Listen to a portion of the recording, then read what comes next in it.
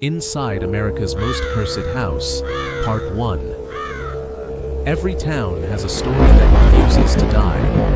A tale whispered from one generation to the next, growing darker with every retelling. Most are dismissed as folklore, exaggerated by time and imagination. But every once in a while, a story survives because too many people, separated by decades, describe the same impossible events. This is one of those stories.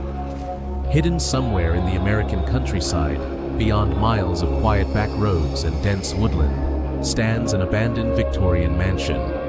Its windows are shattered, its walls are slowly collapsing, and thick vines have wrapped themselves around the aging structure, as if nature itself is trying to erase it from history. Yet despite decades of neglect, one question remains. Why is it still standing? According to county property records, the mansion has changed owners many times. Some purchased it hoping to restore its former beauty. Others planned to demolish it and build something new. But every project ended the same way. Construction stopped. The owners disappeared from public view or simply walked away, leaving the house exactly as they found it. By itself, that isn't proof of anything paranormal. Financial problems, legal disputes, and abandoned restoration projects happen all the time. But the people who live nearby believe something else is keeping the house alive. Ask anyone in the surrounding town about the mansion, and you'll notice the same hesitation. Some nervously laugh before changing the subject. Others refuse to answer at all.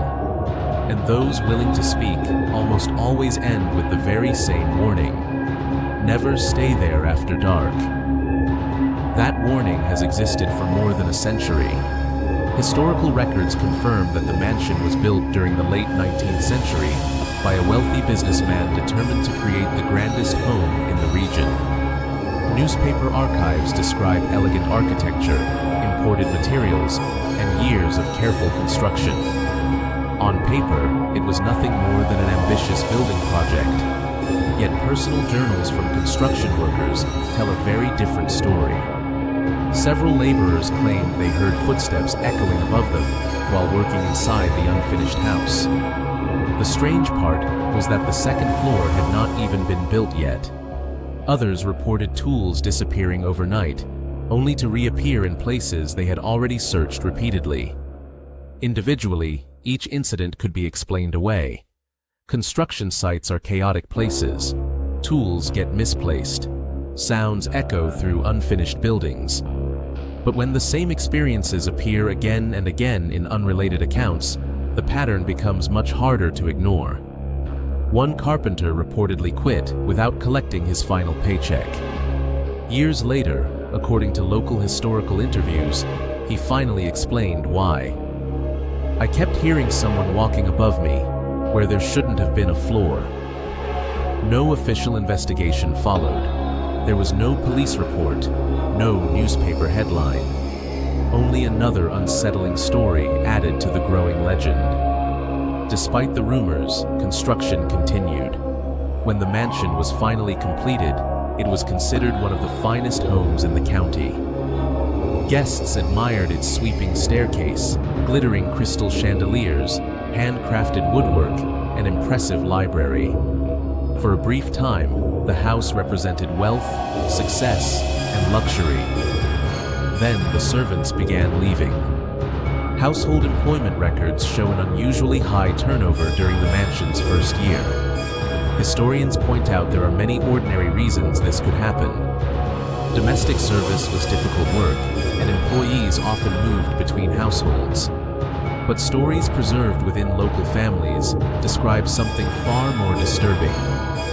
One maid reportedly refused to clean the upstairs hallway after sunset because she believed someone whispered her name from behind locked doors. Another claimed she heard children laughing inside empty rooms while the family was away from home. Neither account can be independently verified, but they weren't the last. Soon, members of the owner's own family began reporting strange experiences. According to letters preserved in regional archives, the youngest children repeatedly described seeing a woman dressed entirely in black, standing silently at the top of the grand staircase. She never moved. She never spoke. She simply watched. Whenever adults rushed upstairs to investigate, the hallway was empty. At first, the sightings were dismissed as childhood imagination. Even today, psychologists suggest that unfamiliar surroundings, shadows, and fear can influence what children believe they see. That explanation remains entirely reasonable. But the reports continued. Family portraits were discovered hanging upside down without explanation. Locked bedroom doors were found standing open each morning. Several mechanical clocks throughout the mansion reportedly stopped at almost hours before dawn. None of these events, by themselves, prove anything supernatural. Old clocks fail. Wooden houses shift. Doors sometimes move because of changing air pressure.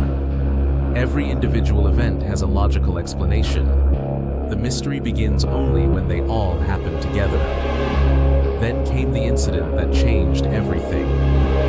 One cold autumn morning, the youngest child was discovered unconscious near the bottom of the grand staircase. Medical records from that period are incomplete, making it impossible to know exactly what happened.